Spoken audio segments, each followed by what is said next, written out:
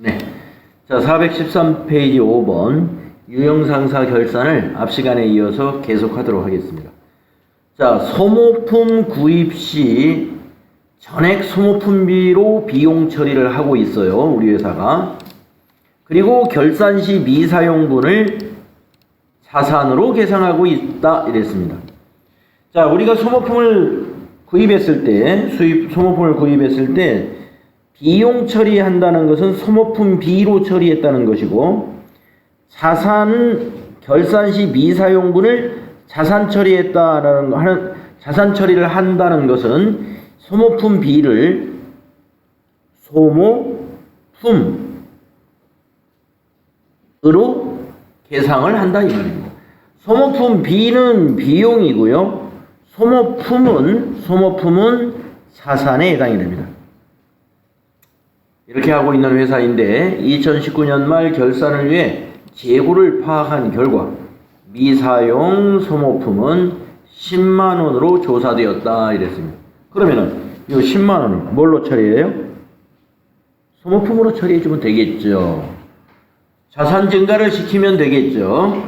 그러면 대변은 어떻게 하나요? 이번에 산 것이 아니라 이미 구입할 때 비용을 처리했던 것을 비용에서 취소시켜야 되겠죠. 그래서 소모품비는 대변에, 소모품은 차변에 이렇게 회계 처리하시면 된다는 것이죠. 자, 그러면 자, 유형상사로 여러분 로그인 되어 있으면 일반전표를 열어서 12월 31일자로 보면은 우리가 앞 시간에서 입력했던 보험료 수정분계, 이자 비용 수정분계, 이자 수익 수정분계, 그 다음에 이자 수익의 또 수정분계, 이렇게 전표가 4건이 있을 거고요. 자, 지난 앞 시간에서 빠지신 분은 이거 없어도 그냥 오늘 거부터만 이어서 하시면 되겠죠. 자, 오늘은 소모품 정리. 자, 차변의 소모품, 자산 증가.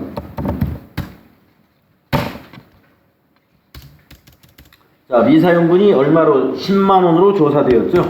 10만 원. 대변은 소모품 B, 비용 소멸 830번 사용하셔야 되고,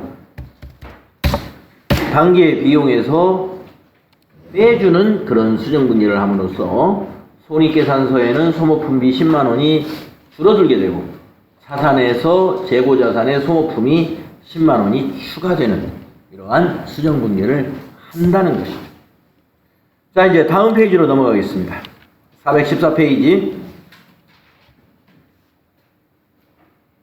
자, 이어지는 결산 수정은 6번째, 기말 현재까지 현금 과부족으로 처리되었던 현금 과다액 현금이 남았다는 거죠. 이거에 대한 원인이 결산일까지 밝혀지지 않았다. 자, 남은 돈이 결산일까지 밝혀지지 않으면 이걸 자비익으로 처리하는 수밖에 없습니다. 그러면 자비익은 수익이니까 대변에 가겠죠? 차변에는 자연스럽게 뭐가 와요? 현금 과부족. 네, 그렇게 여러분 판단하시면 되는 거죠. 자, 6번 문제 분개하겠습니다. 자, 계속 12월 31일입니다. 차변의 현금 과부족.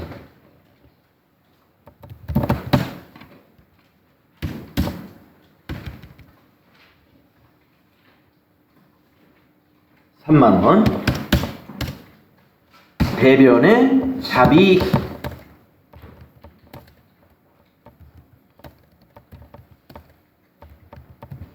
우리가 현금 과부족에 대해서 공부할 때 이거 이미 여러분에게 설명드린 바 있어요. 결산일까지 현금 과잉액이 원인이 밝혀지지 않으면 자비익 처리하고, 현금 부족액은 잡손실로 처리한다. 네. 그래서 이거는 현금 과잉액이 결산일까지 밝혀지지 않아서 자비익 처리했습니다. 그 다음에 7번째 보겠습니다. 장기 차입금 내역은 다음과 같다 이랬습니다. 장기 차입금의 내역을 왜 여기서 우리가 알아야 되느냐면은, 장기 차입금이라는 것은 영원한 장기 차입금이 아니라는 얘기죠. 그렇죠? 만기라는 게 있기 때문에 결산 시점에서 내년이 만기라면 이건 장기 차입금이 아니니까 유동부채로 돌려줘야 돼요. 개정 과목을 변환해줘야 돼요. 대체시켜줘야 된다. 이런 말입니다. 자, 우리은행 장기 차입금 3천만 원은 차입일은 2015년 6월 30일인데 비고를 잘 보세요. 2020년 6월 30일, 내년 6월 30일에 상환할 예정입니다.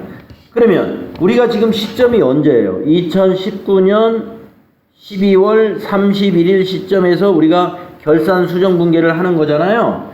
이 시점에서 우리가 따졌을 때 2020년 6월 30일은 6개월밖에 남지 않았죠? 그러면 우리가 상환일이 6개월 된 것을 우리가 장기 차입금으로 해서 비유동부채로 표시되게 해서는 안 된다는 것이죠. 유동부채로 표시되게 해야 됩니다. 그래서 이거는 대체분기를 한다. 다음 경기은행 거 장기차입금 보겠습니다. 5천만 원짜리인데 2017년 6월 30일에 차입을 했고요. 비고난을 보았더니 내년이 아니라 내후년 6월 30일입니다. 그러면 6개월이 아니고 1년 6개월 남았죠? 1년 6개월이면 유동부채가 아니라 아직도 비유동부채, 즉 장기차입금을 유지하고 있어야 돼요. 따라서 이거는 수정분계 대상이 아니다. 네. 그래서 이렇게 리스트업을 쭉 해놓고 판단을 하는 겁니다.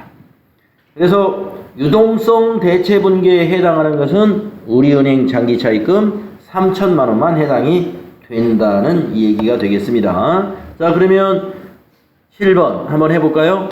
자, 12월 31일자에 차변의 부채 감소 장기차입금, 장기차입금의 부채는 없애줘야 돼요.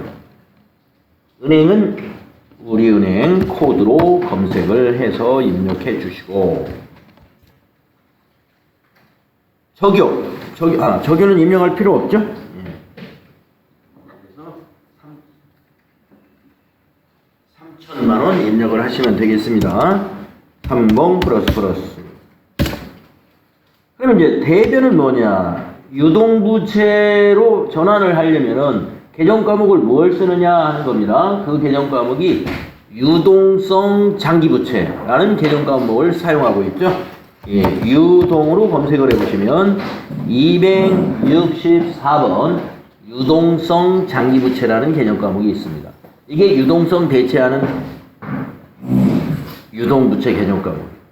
장기차입금을 만기가 1년 이내에 도래하면 이와 같이 결산 때 유동성 장기부채라고 하는 개정 과목으로 대체시켜주는 작업을 한다. 이걸 우리가 유동성 대체라고 불러요. 그러면 유동성 장기부채도 거래처를 꼭 거래해야 됩니다. 98400. 예, 우리은행 거예요. 똑같은 은행 거. 개정 과목만 바꾼 거예요. 그리고 대변에 3천만 원. 이렇게 함으로써 이 3천만 원은 재무제표에 부채에 비유동부채란에 표시되는 것이 아니라 유동부채로 표시되어 가지고 이 회사의 유동성 분석을 한다든가 이럴 때 제대로 분석되도록 해야 되겠죠. 예. 한번 장기차입금이라고 해서 갚는 날까지 장기차입금으로 놔두는 것이 아니다 하는 것입니다. 예. 결산 때마다 평가를 하는다.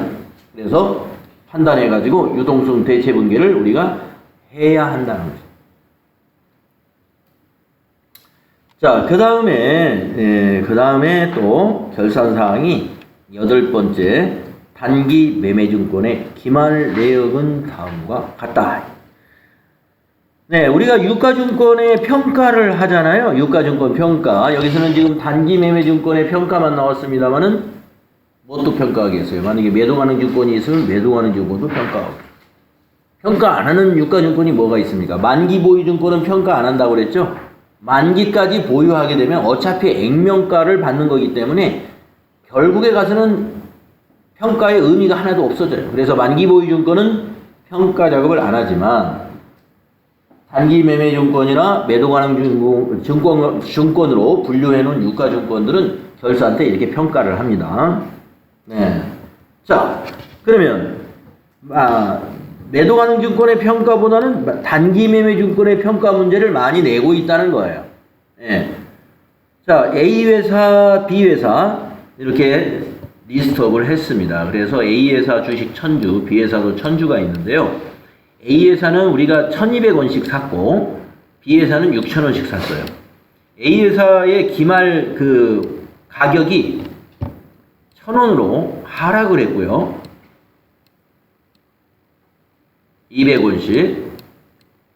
B 회사는 6,000원이 5,500원. 이것도 하락을 했군요. 500원씩. 그러면 자산이 감소시켜야 되겠죠? 예. 살 때는 이 가격에 샀지만 결산하는 기말 시점에서 보면 이 가격이다 이겁니다. 그러면 이걸 계산을 해보세요. 200원 곱하기 1000주는 20만원. 500원 곱하기 1000주는 50만원이죠. 두 개 합치면 마이너스 70만원이 되겠죠. 마이너스 70만원. 그래서 단기 매매증권이라는 자산을 감소시킨다 이겁니다. 그러면 자산 감소는 대변이니까 대변에 단기 매매증권 70이 가는데 차변은 뭐가 되느냐? 우리가 이것을 차변에다가 뭐라고 기록하냐면 단기 매매증권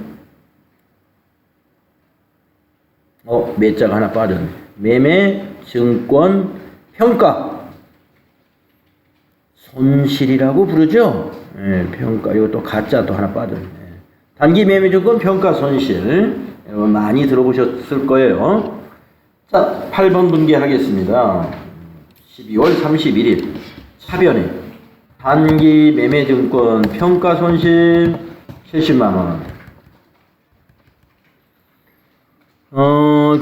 단기 매매증권 평가 선이라고 되어 있네요. 네, 좋아요. 70만. 대변은 자산 감소 단기 매매증권이다. 70만. 아주 이 문제도 잘 나옵니다. 자, 그렇게 해서 유형상사의 수동분계 8가지 유형을 해봤는데요. 결산수정분계가 꼭 8가지 유형만 있는 것은 아니겠죠. 실무에 가면 이보다 더 많을 겁니다. 왜냐면 투자를 하는 기업이라면 단기 매매증권만 있는 것이 아니라 매도 가능 증권도 있고 하는 거니까. 그렇죠? 그래서 이보다 더 많겠지만 그래도 지금까지 연습한 회사 중에서 결산 분계가 가장 다양하게 소개된 것이 지금 이 유형상 사건이죠. 수동 분계 8가지 유형. 이 중에서 실제 시험은 한 가지가 나오는 거예요. 수동 분계 하나 나올 겁니다. 8가지 유형 중에서. 자, 그 다음에 결산자료 입력에 의한 자동결산 해보겠습니다. 자동결산은 어떤 것들이냐? 여기 나온 이런 작업들은 자동결산으로 합니다. 5가지 유형이 있죠. 네. 자, 근데 자동결산은 어느 메뉴를 이용하냐면 여기 있는 결산자료 입력이라는 메뉴를 이용하는데요. 준비를 미리 해가지고 가야 될 것도 있어요. 그래서 결산자료 입력이라는 메뉴를 열기 전에 쭉 준비사항이 뭔지 한번 체크해 보겠습니다. 자, 1번. 기말상품 재고액 800만원이다. 이거는 준비할 거 없어요. 이거는 기말상품 재고액에다가 요 금액 그대로 입력하고 점표 추가를 하면은 이게 뭐냐면은 상품 매출원가 대체분계를 만들어낼 거예요. 네, 상품 매출원가 대체분계. 네, 확인해 볼 거고요. 그 다음에 기말 현재 결산에 반영할 당기 상각비 내역은 다음과 같다. 감가상각비는 우리가 자동으로 계산을 해가지고 결산자료 입력에 자동 반영하는 방법도 있고, 만약에 시험에서 이렇게 건물 얼마, 비품 얼마, 영업권 얼마 이렇게 딱 숫자로 찍어놨으면 이대로 입력만 하면 됩니다. 이것도 준비를 할 필요가 없어요. 요거 가지고 그대로 입력하면 돼요. 다음 3번. 대손 충당금은 기말 매출 채권, 외상 매출금과 받으러 의무의 잔액에 대하여 1%를 설정한다. 괄호 열고 보충법. 보충법이라는 것은 기존에 설정되어 있는 것을 뺀 나머지만 추가 입력하라 이런 얘기. 이거는 1%를 계산하러 가야 됩니다. 네. 이거는 준비를 좀 해야 되고, 그 다음에 12월 31일 현재 영업부 직원에 대한 퇴직금 추계액이 1,500만 원이다. 회사는 퇴직금 추계액 전액에 대하여 퇴직급여 충당 부채를 설정하기로 하였다. 퇴직급여 충당 부채를 설정하는 기업은 퇴직연금에 가입을 안 한 기업이라든가 또는 퇴직연금에 가입을 했으나 회사가 관리하는 퇴직연금, 그것을 우리가 확정 기여형이라고 그러죠. 죄송합니다. 확정 기여형이 아니라 확정 급여형이라고 합니다. 확정 급여형의 퇴직연금에 가입한 회사 또는 퇴직연금에 가입되지 않은 회사는 부채로 인식을 해야 돼요. 퇴직금 추계액을. 그런데 확정 기여형이라는 아까 제가 확정급여형이라고 그랬죠? 확정급여형은 퇴직급여 충당 부채를 설정하는 것이다. 근데 확정기여형에 가입을 하게 되면은 퇴직급여 충당 부채를 설정을 할 필요가 없습니다. 왜냐하면은 퇴직금만큼을 매번 지급을 하는 거나 마찬가지예요. 연금으로 다 개인 계좌로 넣어주기 때문에 퇴직금을 미리 지급한 결과가 돼요. 그렇기 때문에 퇴직급여 충당 부채를 설정하지 않아도 돼요. 자, 근데 이 회사는 뭐 그런 언급은 없었지만 그렇게 추정컨대 퇴직연금을 가입한 실적이 없거나 아니면 가입했더라도 회사가 관리하는 확정 급여형에 가입을 했구나라는 걸 우리가 알 수 있습니다. 자, 그래서 이것도 준비를 해야 됩니다. 왜 그러냐면 해당 계정을 조회하여 회계 처리하시오 하는 이유가 뭐겠어요? 이 말이 없더라도 조회를 해야 돼요. 왜냐? 이 회사는 올해만 퇴직급여 충당 부채를 설정하는 것이 아니라 지난 기에도 퇴직급여 충당 부채를 설정해 놨다 이거죠. 그러면 퇴직금 추계액이 설정해 놓은 것이 지난 해에 전부 다 직원들이 다 퇴사를 해야 그 퇴직금 추계액이 충당 부채가 다 없어지는 거예요. 근데 퇴사 분명히 안 했겠죠. 그러니까 퇴직급여 충당 부채 잔액은 있다 이겁니다. 그래서 그걸 조회해서 1,500 중에서 부족한 부분만 입력을 하면 돼요. 그래서 3번과 4번 조회가 필요하고 준비를 해야 되고, 그 다음에 5번도 준비가 필요합니다. 당기 법인세 추산액이 160만 원인데요. 법인세가 아주 적습니다. 그러나 기중에 선납한 세금이 없는가를 봐야 됩니다. 그것이 우리가 선납세금으로 처리했던 걸 찾아내야 돼요. 시산표에서. 선납세금이 어떤 경우에 발생을 하느냐 하면은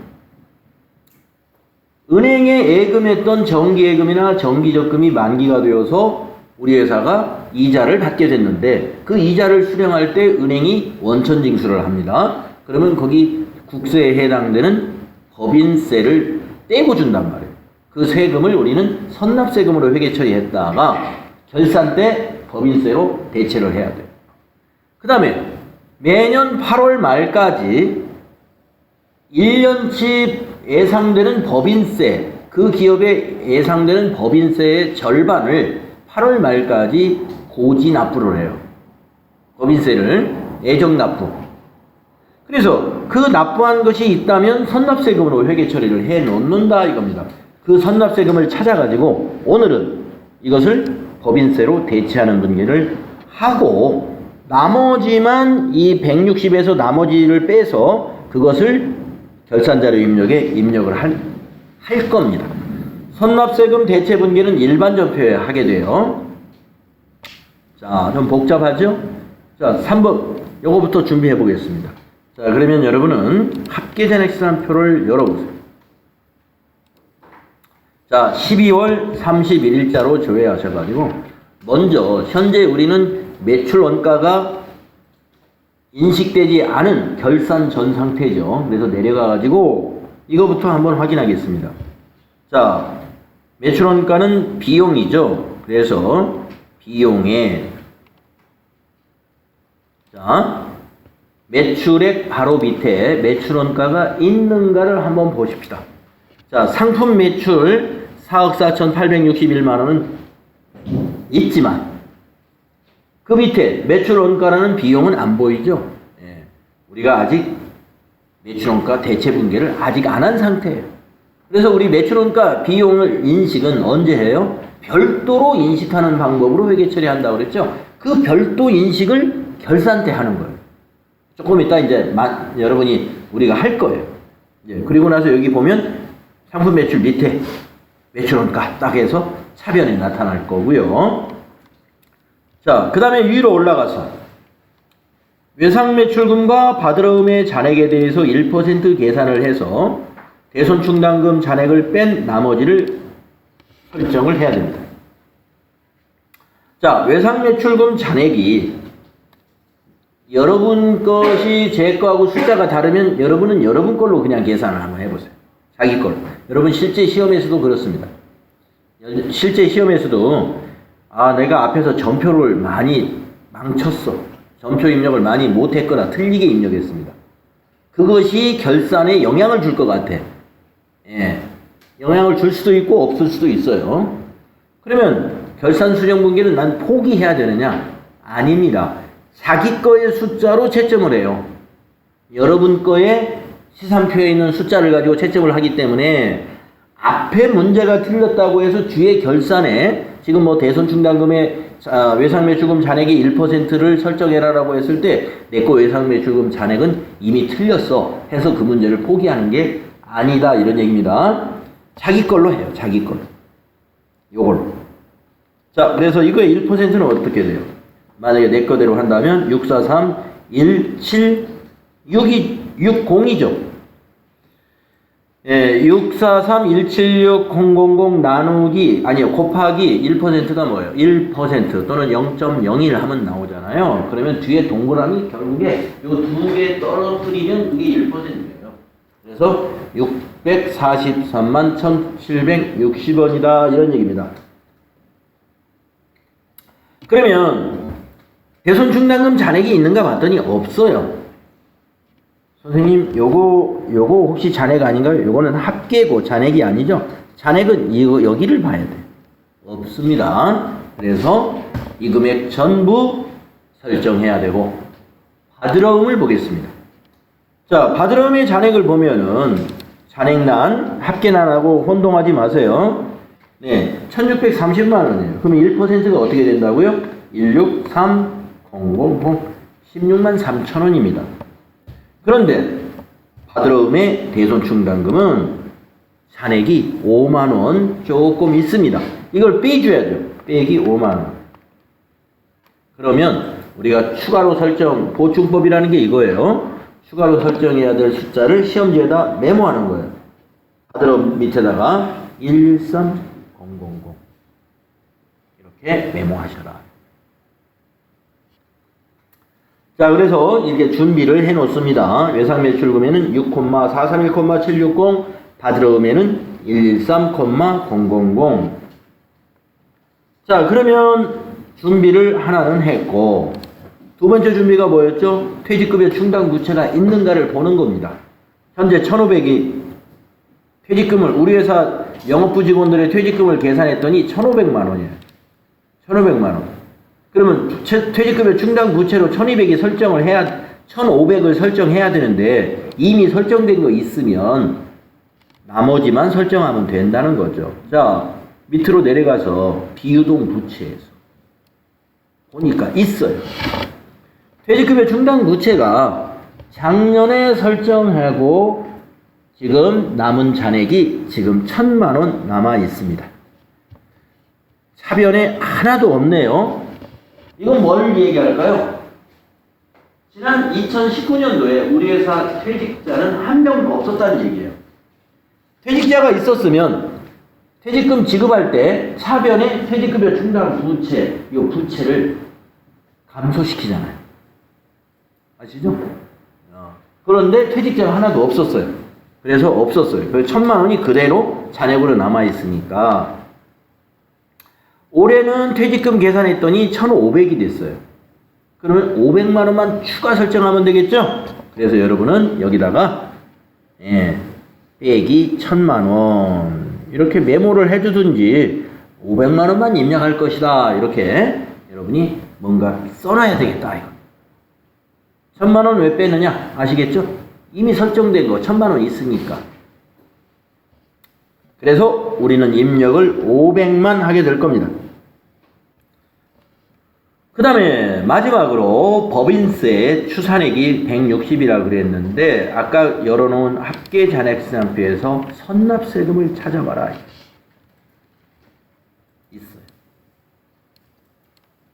자, 선납세금이 법인세 중간 애납은 없었던 것 같고 아마 원천징수 당한 게 있었나 봐요. 46,200원. 아마 정기예금 만기됐거나 뭐 이런 게 있었나 봐요. 요 46,200원을 오늘은 선납세금 잔액을 털어내야 됩니다. 그러면 잔액이 없어지려면 선납세금을 대변에 기록하고 비용으로 대체한다. 그 비용은 법인세 비용이 됩니다. 그래서 지금 여기 보면은 맨 밑에 법인세 비용이 없어요. 법인세 비용은 여기 영업의 비용 밑에 나와야 되는데 법인세 비용이 없습니다. 근데 그걸 지금 만들어 줄 겁니다. 얼마만큼? 요 선납세금만큼.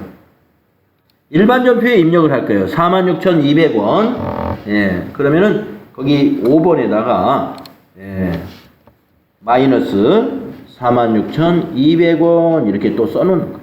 이건 선납세금에 미리 낸 세금이다 라는 걸 써놓고 일반 전표에서 먼저 해야 될 것이 이 부분이 되겠습니다. 그래서 이거를 일반 전표에 미리 입력하고 나머지는 결산자료 입력해서 해결을 하면 됩니다.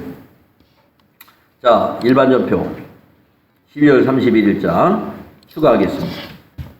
차변에 법인세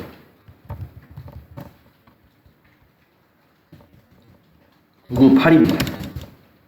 아까 메모한 거 얼마예요? 46,200원이죠? 대변에 선납세금 자산 감소 선납세금 136번 46,200원 이렇게 입력하고 아까 열어놓은 합잔에 가서 조회를 해보게 되면은 이제 선납세금은 잔액이 없어졌고 맨 공지에 내려와 보면 법인세 비용이 이렇게 46,200원만큼 비용이 발생했다. 이렇게 해놓고 우리는 어디로 가야 된다? 전체 메뉴 가가지고 여기 결산자료 입력 요 메뉴로 갑니다. 자, 결산자료 입력 열으셔보면 결산일자 몇 월부터 몇 월까지라는 걸 입력하게 되는데 1월부터 12월을 입력을 합니다. 그리고 이 팝업창이 나오시면 그냥 확인 눌러주시면 되겠습니다. 자, 위에서부터 엔터로 내려가면서 결산을 하는데 어디서부터 입력을 하느냐? 이렇게 셀이 작아지는 부분부터 입력을 하는 거예요. 자, 기말상품 재고액 아까 문제에서 주었죠. 기말상품 재고액은 800만원이다. 예, 8 플러스 입력하면 무엇이 바뀌느냐? 바로 그 위에 있던 요것이 상품 매출원가가 계산이 됩니다. 제 거로 보면 99,950,000 이렇게 잡히는데 이 숫자는 앞에 수업이 빠지신 분들은 이게 달라질 수도 있습니다. 네. 또 제가 틀려서 이게 달라질 수 있어요. 일단 오늘은 자기 거 가지고 하면 돼요. 자기 거 가지고. 자, 기말상품 재고액을 왜 입력하는가를 이해하셔야 돼요. 왜 입력한다고요? 상품 매출원가 계산하려고. 그동안 반영된 거는 그럼 뭐냐? 기초 상품 재고액하고 단기 상품 매입액하고 타계정 대체 금액은 우리가 앞에서 이미 거래자료 입력하면서 이게 반영이 됩니다. 여러분 타계정 대체 100만원 이거 뭔지 혹시 기억나시나요? 상품을 기부했다고 한번 나왔었어요. 원가로 우리 처리한다고 하면서 예, 원가가 100만원이고 시가가 120만원짜리 상품을 무슨 불우이웃돕기인가 어디에 기부합니다 라는 문제 하면서 이건 원가로 처리해야 됩니다 라고 하면서 대변에 상품이 갈 때는 적요 8번 타계정 대체를 넣어야 이걸 넣어줘야 이 100만 원이 어디로 안 들어간다고요? 이 매출원가에 안 들어간다 이 말. 매출원가에서 이건 빼주기 위해서 이 100만 원을 여기다 넣는 거예요. 계산을 해보시면 이 두 개는 더하고 요 두 개는 뺍니다. 기초상품 재고액하고 단기상품 매입액은 더해진 거예요. 거기다가 타계정 대체액하고 기말상품 재고액을 빼서 매출원가가 나와요. 그래서 타계정 대체 적용을 안 걸면 무슨 문제가 생긴다고요? 매출 원가가 틀려진다. 매출 원가가 커져요. 그러니까 비용이 커진다. 그러니까 손익계산서가 틀려지겠죠. 자, 그 다음에 엔터로 쭉 내려갑니다. 이렇게 해서 작아지는 데를 만나요. 이렇게 보면 작아지는 데 딱 만났죠. 어디서 만나냐면 퇴직급여에서 만났어요. 퇴직급여. 여기가 바로 차변의 퇴직급여, 대변의 퇴직급여 충당 부채, 이거 분계를 하기 위한 곳입니다. 그래서 아까 여러분이 합산을 조회했을 때 퇴직금 추계액은 1,500인데 퇴직급여 충당 부채가 아직 1,000만 원 남아 있었죠. 그래서 여기다 500만 원만 입력하면 돼요. 500만 원만 퇴직급여에다 입력해 주면 이제 퇴직급여 충당 부채는 1,500으로 될 거고, 퇴직급여가 지금은 아까 합산에서는 퇴직급여가 없었어요. 여기 판매관리비에 지금 현재 제가 이제 새로 고침을 안 했기 때문에 없습니다. 여기 보면 통신비부터 쭉 보면 퇴직급여 없죠. 잠시 후에 보면 여기에 급여 밑에 퇴직급여가 딱 생길 거예요. 급여 밑에 퇴직급여가 조금 있다가, 자, 아직은 안 생겼습니다. 자, 그 다음에 엔터로 내려가 보면 퇴직연금 충당금 전입액이라고 하는 게 있는데, 이건 주어지지 않으면 입력할 필요 없습니다.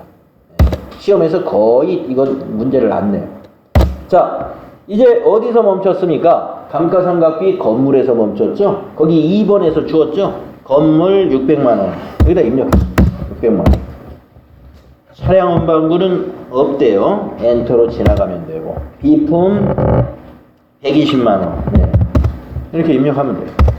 120만 원. 1200 플러스.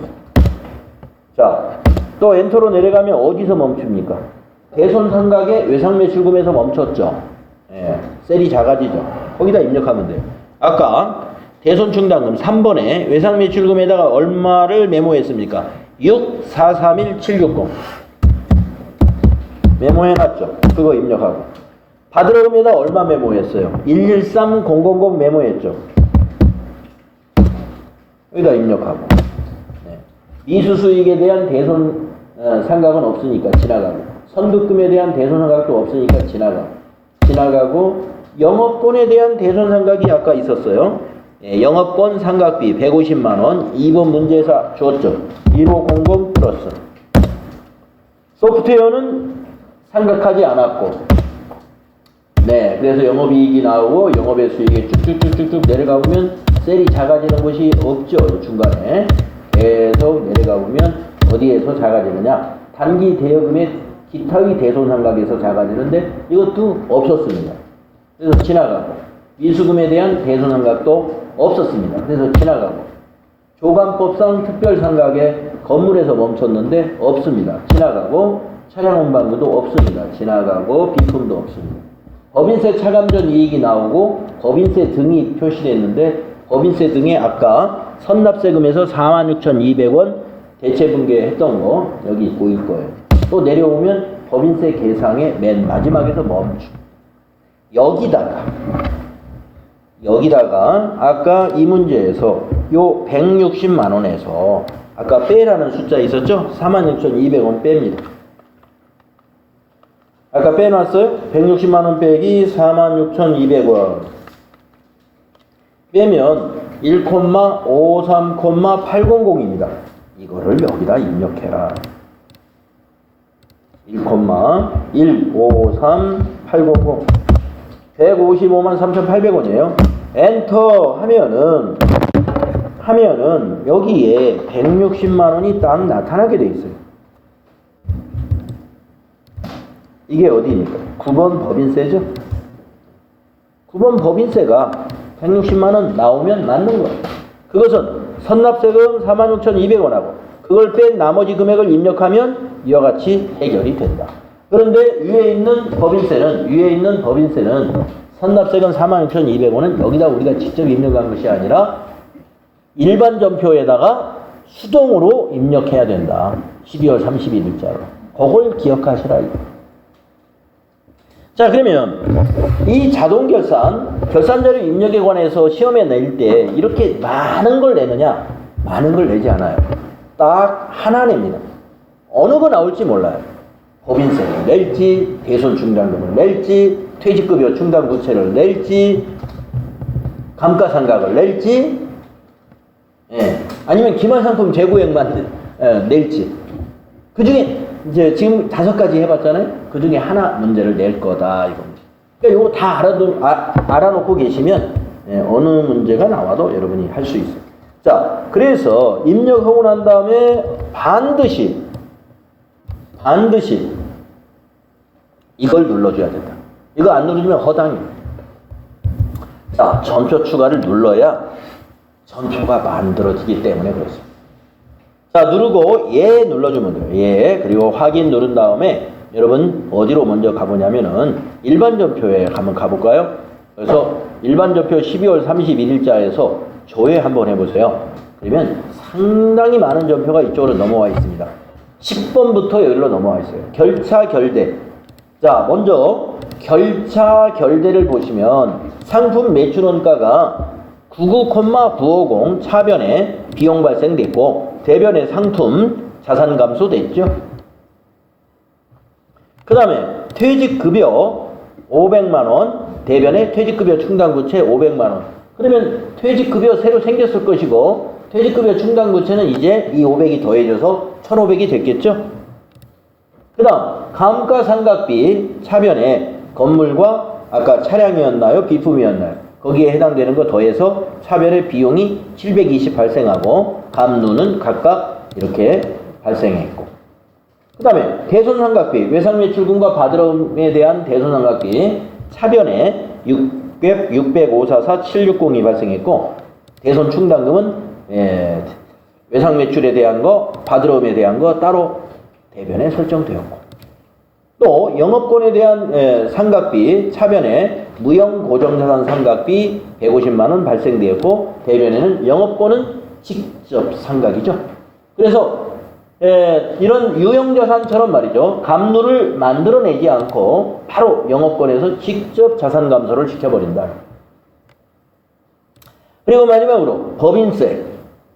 법인세 아까 선납세금 일반 전표에 저 위에 미리 넣어놨죠. 이거 빼고 이거 뺀 나머지만 여기에 법인세로 대체되죠. 그런데 차변의 법인세인데 대변은 아직 납부하지 않아서 이게 납부할 세금이에요.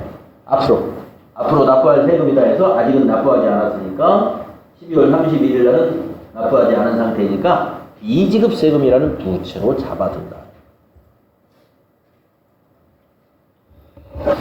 네, 여러분 시험 보실 때 일반 전표에 와서 이거 일일이 와서 해석하고 할 시간은 없어요. 그러니까 시험 볼 때는 아까 거기 결산자료 입력해서 전표 추가 누르고 요거 닫아버리고 그냥 잘 되었다 안심하시면 됩니다.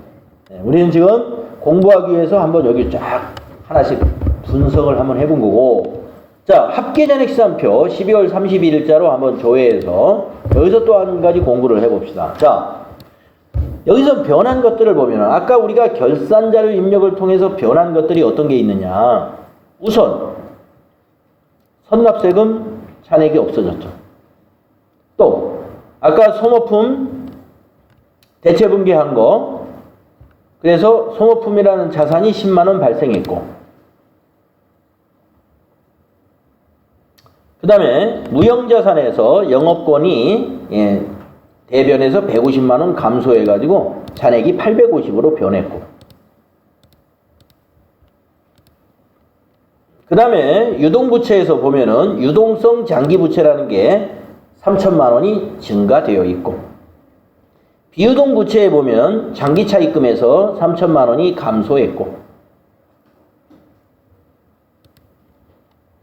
매출 밑에 매출 원가라는 게 새로 생겼고 비용이 추가됐죠. 9,995만 원.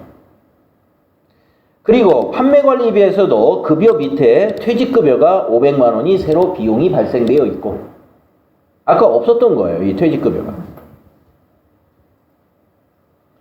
그리고 영업의 수익에 보면 아까 현금 과부족을 자비익 처리했던 거 대변에 수익이 3만 원 발생되어 있고 뭐 그 외에도 지금 우리가 반영된 게 많이 있겠지만 눈에 보이는 것만 한번 보자고요. 그 다음에 맨 밑에 법인세 비용이 이와 같이 160만 원 반영되어 있다. 조금 전에는 영업의 비용으로 끝났었죠. 이제는 법인세 비용이 발생돼 가지고 이제 결산할 준비가 완벽히 되어 있는 상태. 이 비용, 법인세 비용도 비용이니까 이제 손익계산서로 가야 되잖아요. 이거 손익계산서로 다 보내면 어떻게 됩니까? 비용 요 잔액이 전부 없어져 버리죠. 수익도 상품 매출도 없어지죠. 마감을 통하면. 시험에서는 장부 마감하라는 문제는 안 냅니다. 결산 수정부계로 그냥 끝내버려요. 자, 여러분 결산에 관해서 유형상사의 결산 문제 수동결산 8문제하고 자동결산 5문제 해봤는데요. FH 1급 시험에서 요 전부 가지수로 13가지인가요? 이 13가지 중에 2가지가 나와요. 수동결산 하나, 자동결산 하나. 자, 그 다음에 유형별 연습 문제, 이제 회계정보 분석 문제가 나오는데 이건 전부 장부조회 문제입니다. 예, 장부조회 문제. 너무 쉬워요, 요거는. 그래서 이거는 한 페이지에서 2개씩만 하면서 넘어가도록 하겠습니다.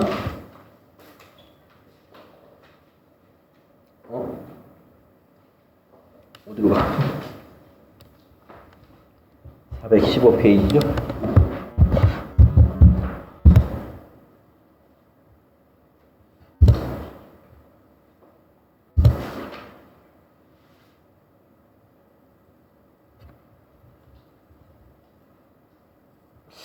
너무 많이 와버렸네.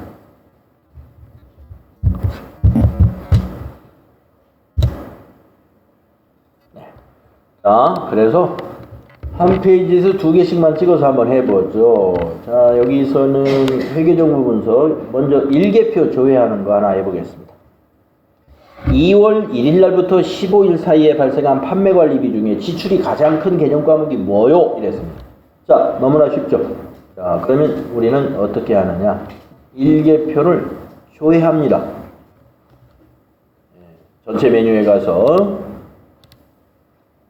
일개표, 월개표 세 번째 있죠?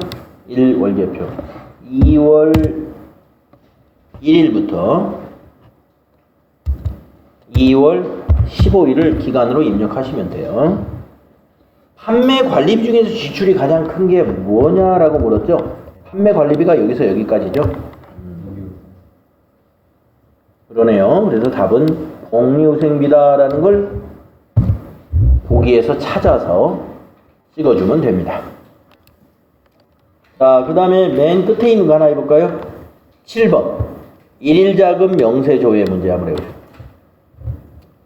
일일자금 명세조회를 하는데 2월 28일에 현금 지출 거래가 없는 계정은 이랬습니다. 2월 28일 거 일일자금 명세를 한번 볼까요? 예. 자, 그러면 일일자금 명세는 여기 자금관리에 있는 거예요. 예. 일일자금 명세. 그래서 날짜가 며칠이라고요? 2월 28일. 전체 엔터 하시면 되겠습니다. 만약에 현금 거래만 봐야 되겠다. 현금 거래만 따로 볼 수는 없으니까 전체로 보십시오. 전체로. 자, 그래서 보시면 위에 거래가 있는 계정 과목, 일일 거래, 오늘 거래에 해당된 계정 과목이 일단 여기 다 보입니다. 문제가 뭐였냐면 현금 지출 거래가 없는 거다 이랬어요. 자, 근데 복리후생비는 현금 지출에 있죠. 임차료도 현금 지출란에 있죠.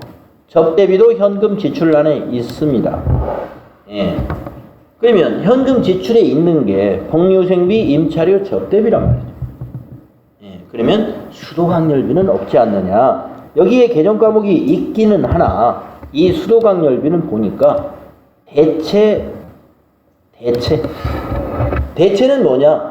수도광열비가 지출은 됐는데 차변 대체, 현금으로 나가지 않고 뭔가 다른 방법으로 나갔다는 거예요. 짐작컨대 보통예금에서 인출이 될 확률이 높습니다. 여기 보니까 보통예금에 당일 감소에 22,000원 있죠? 이 금액하고 딱 일치하죠? 예. 그래서 차변 대체라는 게 뭐냐? 차변의 수도광열비, 대변은 현금이 아니다 이런 얘기예요.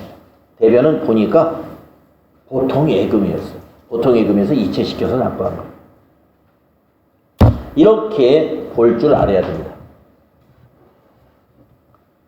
자, 그 다음에 또 다음 페이지에서 두 개만 더 해볼까요?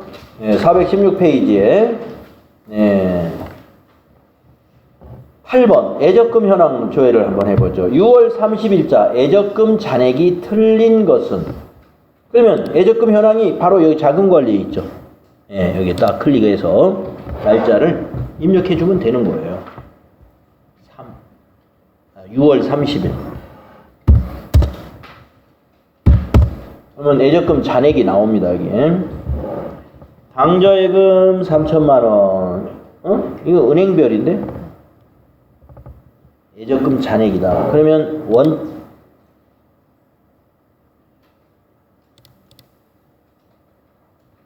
이렇게 보면 거래처별로, 잔액이 거래처별로 원장에서 조회를 해봐야 될까요? 네, 원장에 가서 한번 보겠습니다.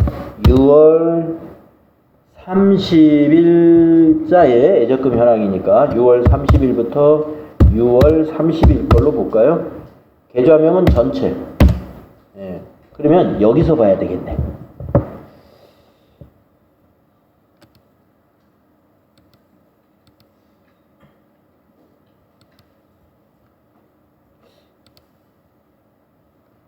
잠깐만요. 여기는 은행별로 아까 그 잔액 이걸로 보면 되겠군요. 제가 잘못 봤군요. 예. 아까 그 잔액으로 보면 맞네요. 자, 국민은행 3,000만 원 뭐 이걸로 보는 거죠, 맞죠? 예, 서울은행 298. 제가 뭐 다른 문제를 보고 있었어요. 대한은행 7,900. 대한은행이 틀렸네요. 예, 그래서 답은 대한은행 3번이 틀렸다. 제가 보기를 그 위에 있는 보기를 봤어요. 이거 보면 되는 거를. 자, 그 다음에는 한 문제는 맨 끝에 문제 또 해볼까요? 12번. 합계잔액 시산표 또는 재무상태표를 조회하라. 아유, 이 중에서도 하나만 합시다. 요거만, 중간에 있는 요거 한번. 6월 30일 매입 채무 잔액은 얼마일까요? 채무? 부채죠. 그러면 이 부채는 재무상태표에서 조회해보는 게 좋습니다. 왜냐? 예, 매입 채무다라고 하면은 두 개를 합해서 봐야 되는데, 물론 합계잔액시산표에서도 볼 수는 있어요. 예, 제출용으로 해서 보면, 합계잔액시산표로 그럼 볼까요? 자, 문제가 6월 30일 매입 채무를 물어봤습니다. 그럼 여기다 6월 30일을 입력하시고 제출용을 누르세요. 제출용. 왜 제출용을 누르냐? 과목별은 매입 채무가 두 개로 이렇게 쪼개져 있습니다. 예상 매입금 지급은 별도로. 그런데 제출용 탭에 가면은 매입 채무를 이렇게 하나로 묶어 놔가지고 두 개 더하느라고 고생할 필요가 없어요. 그래서 매입 채무 잔액은 여기가 잔액이죠. 441095 000이 답이다 이겁니다. 그래서 주관식으로는 안 나올 거고요. 보기에서 요 금액을 찾아서 찍으시면 돼요. 자, 그 다음에 다음 페이지로 넘어가서 이것도 13번 손익계산서 조회 문제를 해볼까요? 5기와 6기를 비교하면 통신비 증가액은 얼마입니까? 이렇게 물어요. 손익계산서 조회합시다. 손익계산서를 12월 달로 조회를 하면 5기와 6기가 여기는 6기, 여기는 5기. 통신비가 어디 있어요? 여기에 있죠. 얼마가 증가했습니까? 65만 6천 10원이 증가했죠. 그래서 65만 그 차액 그것이 증가했다 하는 걸 우리가 찾을 수가 있죠. 656010이 답이 되겠죠. 자, 다음에 이제 그 페이지의 맨 마지막 거 이거 한번 해볼까요? 부가가치세 신고서를 조회하라는 문제 중에 맨 마지막에 있는 요거 한번 해보겠습니다. 일기 확정. 부가가치세 신고 시 부가가치세 납부세액 또는 환급세액은 얼마요? 자, 4월부터 6월로 부가가치세 신고서를 조회하면 알 수 있습니다. 자, 그러면 부가가치세 신고서 조회해 볼까요? 부가가치세 신고서 클릭하시고 기간을 4 엔터 6 엔터 정기신고에서 엔터 하신다. 네, 납부세액은 어디에 있어요? 요 차감세가 납부세액이죠. 환급세액이란 뭐냐? 여기가 마이너스 음수로 되어 있으면 환급세액이고 지금은 음수가 아니죠. 양수니까 납부세. 그래서 납부세액이 8,5810,000이다. 그걸 보셔도 되고 여기 있는 맨 밑에 있는 27번에 있는 요 금액을 보셔도 8,5810,000이다. 이렇게 장부를 볼 줄 알아야 되겠다. 네. 이렇게 해서 우리가 유형상사를 통해서 말이죠. 유형별로 집중적인 공부를 했습니다. 유형상사에서 여러분이 새롭게 정리된 것들이 꽤 많았으리라 보고요. 시험 대비를 위한 마지막 공부였다라고 보시고 이제 남은 것은 이제 기출 문제를 가지고 여러분이 숙달하는 것이다 이런 얘기입니다.